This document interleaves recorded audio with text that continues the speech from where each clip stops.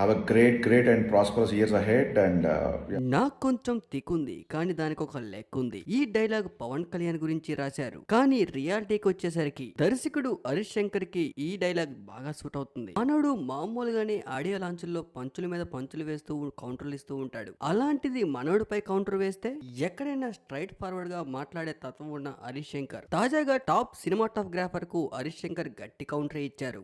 ఇంతకీ ఎవరైనా అసలు ఏం జరిగింది అనే దాంట్లోకి వెళ్తే ఈ లైన్ హరీష్ శంకర్ కు పర్ఫెక్ట్ గా సరిపోతుంది. ఆయన జోలికి వస్తే నిజంగానే మంటెక్కిపోతుంది వెదర్. తనపై షాకింగ్ కామెంట్ చేసిన చోటా కే నాయుడు గారికి ఒక బహిరంగ లేఖ విడుదల చేసి అందరికీ షాక్ ఇచ్చారు. ఈ లెటర్ ఇప్పుడు టోటల్ టాలీవుడ్ లోనే హాట్ టాపిక్ గా మారింది. హరీష్ శంకర్ రామయ్య వస్తావయ్య సినిమా తీసి దాదాపు 10 ఏళ్లు గడుస్తా ఉంది. ఆ సినిమాకి చోటా కే నాయుడు సినిమాటోగ్రాఫర్ గా వహించారు. ఆ టైంలో వీళ్ళిద్దరి మధ్యలో చిన్న చిన్న విభేదాలు వచ్చినా కూడా ఎలాగోలా సినిమాని కంప్లీట్ చేసుకుంటూ వచ్చారు. ఆ తర్వాత సినిమా చాలా పెద్ద డిజాస్టర్ అయింది. ఆ సినిమా లొకేషన్స్ లో దర్శకుడితో తనకి దర్శకుడికి చిన్న చిన్న విభేదాలు రావడంతో దర్శకుడికి నచ్చినట్లే తను షూట్ చేసుకుంటూ వెళ్లిపోయా అంటూ ఒక ఇంటర్వ్యూలో చోటాకే నాయుడు చెప్పుకుంటూ వచ్చారు. సినిమా షూటింగ్ చేస్తున్నప్పుడు తను కొన్ని విషయాలు చెప్పాలనుకున్నా కూడా హరీష్ శంకర్ అస్సలు వినేవాడు కాదని, అసలు పట్టించుకునేవాడు కాదని, తనకి నచ్చినట్లే తీయమనేవాడని, చివరికి విసిగెత్తిపోయి తనకు ఎలా నచ్చితే అలా సినిమాని కంప్లీట్ చేశా అంటూ చోటాకే నాయుడు ఒక ఇంటర్వ్యూలో చెప్పుకుంటూ వచ్చారు.